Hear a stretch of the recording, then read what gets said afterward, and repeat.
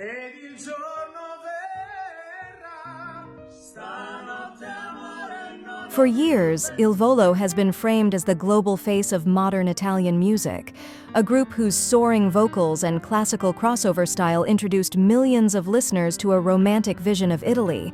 Yet when you step back and look at the broader picture, a surprising truth emerges, because while Il Volo is undeniably successful, they are not the biggest Italian group by every measure, and depending on how you define big, several Italian groups have surpassed them in ways that often go unspoken, rarely explained, and almost never placed into proper context. To understand this, you have to first understand what bigger really means in the music industry. Because success is not a single number, it is a combination of cultural influence, chart dominance, touring scale, media visibility, streaming power, generational reach, and the ability to shape a moment. And once you view Italian music through that lens, the hierarchy becomes far more complex than most fans realize. Take Måneskin, for example, a band that didn't just succeed internationally, but detonated into global pop culture with a force Italy had not seen from a group in decades. When Måneskin won the Eurovision Song Contest, they didn't simply gain attention. They reshaped how Italian music was perceived by younger audiences worldwide, dominating streaming platforms, headlining major festivals, and achieving chart placements in markets where Italian artists traditionally struggled to break through. Their success wasn't limited to a niche or a genre crossover. It was mainstream, youth-driven, algorithm-friendly, and relentless, with songs crossing language barriers and visuals that became inseparable from the sound. In raw numbers alone, their streaming figures dwarf those of most Italian acts, including Il Volo, and culturally, Måneskin became a symbol of modern Italy in a way that no classical-leaning group ever could, especially among Gen Z and millennials. Then there is Il Divo, a group often compared directly to Il Volo, but operating on a scale that quietly exceeds it in longevity and financial reach. Il Divo's global touring history spans continents with consistent arena attendance, and their sales records, particularly in the early and mid-2000s, placed them among the highest-selling vocal groups of all time. While Il Volo is frequently praised for youthful energy and vocal freshness, Il Divo established the commercial blueprint for pop opera success long before Il Volo entered the scene, securing a legacy that includes tens of millions of albums sold worldwide.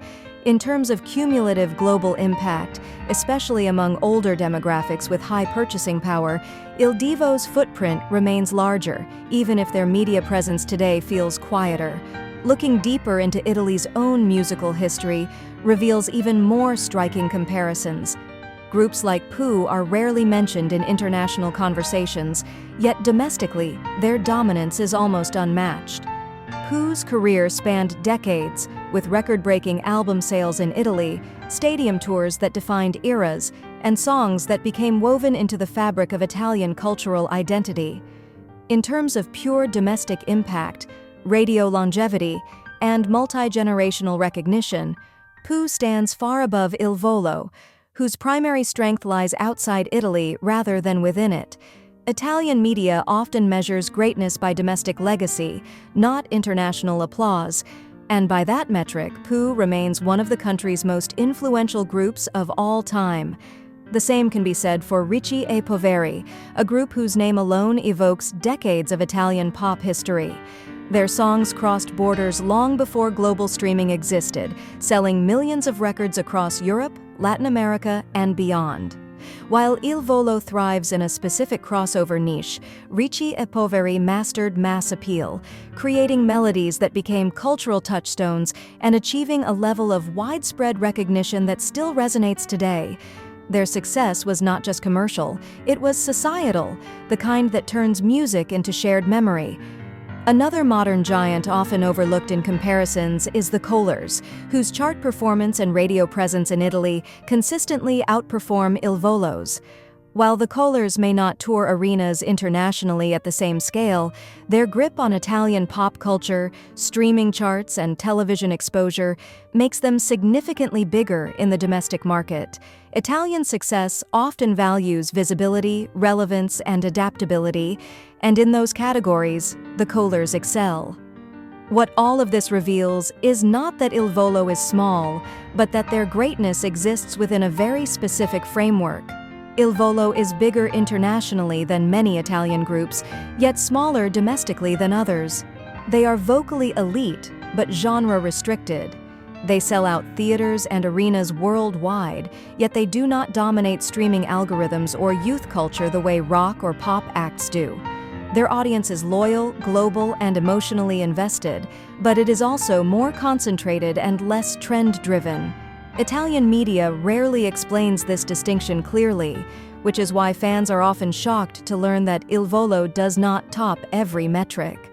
Success in Italy has always been fragmented, with different genres ruling different kingdoms. Rock groups dominate festivals, pop bands rule radio, legacy acts command nostalgia, and classical crossover groups occupy a refined but narrower lane. Il Volo excels in their lane, but other groups control highways Il Volo never intended to travel. This isn't a criticism, it's context. Being bigger doesn't mean being better, and being more influential in one space doesn't erase dominance in another. Il Volo's achievement lies in sustaining international relevance while staying rooted in tradition, something very few Italian acts have managed. But when the full map of Italian music is laid out honestly, it becomes clear that multiple groups have surpassed Il Volo in reach, revenue, streaming power, cultural influence, or historical legacy, depending on how you measure the word big.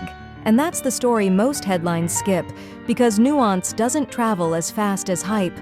Italian music isn't ruled by one crown, it's shaped by many, and Il Volo is one of several giants, not the sole ruler of the landscape. Understanding that doesn't diminish their success, it finally places it where it belongs. I'd like to know which one of them you feel should be the best by your own standards in the comment section.